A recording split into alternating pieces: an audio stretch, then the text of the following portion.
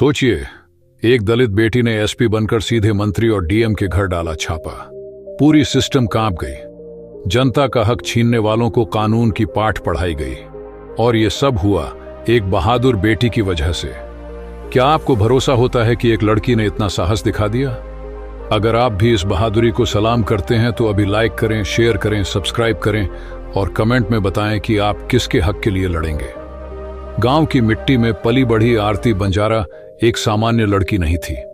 उसका जन्म एक दलित परिवार में हुआ, पर उसकी आंखों में आग और दिल में संविधान की शक्ति थी।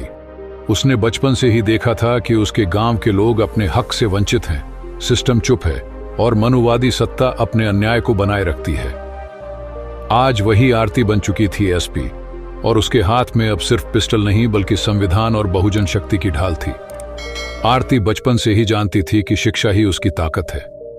उसकी मां रोज कहती, बेटी, किताब ही तुम्हारा हथियार है। समाज के ठाकुर जितना बड़ा होगा, तुम्हारी पढ़ाई उतनी ही बड़ी होगी। गांव के स्कूल में आरती को लगातार भेदभाव झेलना पड़ा। ऊंची जाति के बच्चों ने उसे अलग रखा, कभी किताबें छीनी, कभी निंदा की, लेकिन आरती ने कभी हार नहीं मानी। उसने संविधान की प्रस्तावना पढ़ी और तय किया कि वह सिस्टम और अन्याय के खिलाफ खड़ी होगी। कॉलेज में पढ़ाई के दौरान आरती ने देखा कि गांव के दलित और पिछड़े लोग न्याय के लिए कितने असहाय हैं। वह समूहों में जाकर लोगों को जागरूक करती।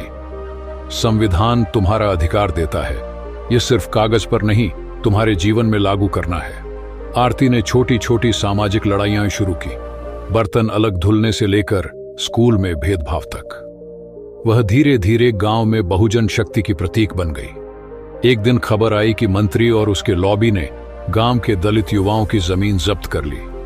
पुलिस और प्रशासन चुप थे। आरती ने फैसला किया, अब सीधे कार्रवाई करनी होगी। उसने एसपी बनने के बाद अपनी पहली बड़ी चुनौती चुनी, मंत्री के घर पर छापा। आरती ने टीम बनाई, महिला और पुरुष अधिकारियों को साथ लिया। गांव की सड़कों से होती हुई वह मंत्री के महल तक पहुंची। भीड़ ने नारे लगाए, संविधान जिंदाबाद, बहुजन शक्ति जिंदाबाद। मंत्री को अपनी सत्ता का अहंकार था, लेकिन आरती के कदमों ने उसे हिला दिया। जब उसने डीएम को सुरक्षा के बहाने रोकने की कोशिश की, आरती ने सीधा डीएम का सामना किया।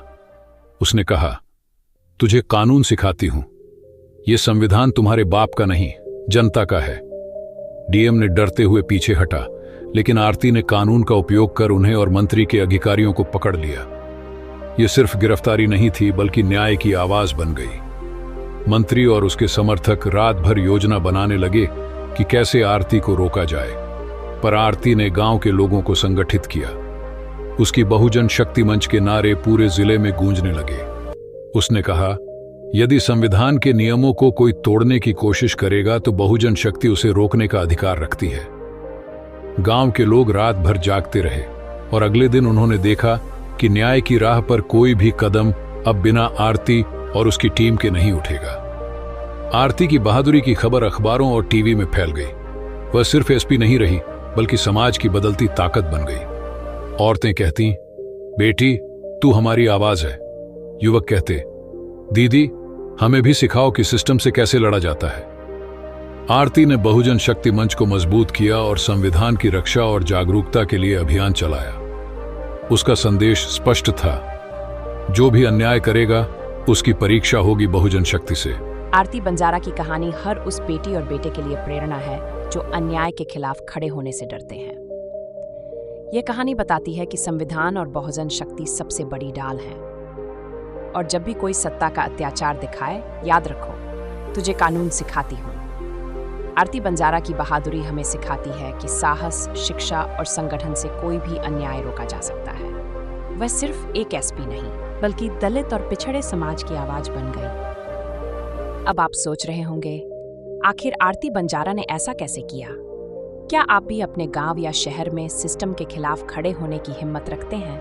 नीचे कमेंट करें, अपनी राय बताएं, और अगर आपको ये कहानी पसंद आई तो लाइक करें, शेयर करें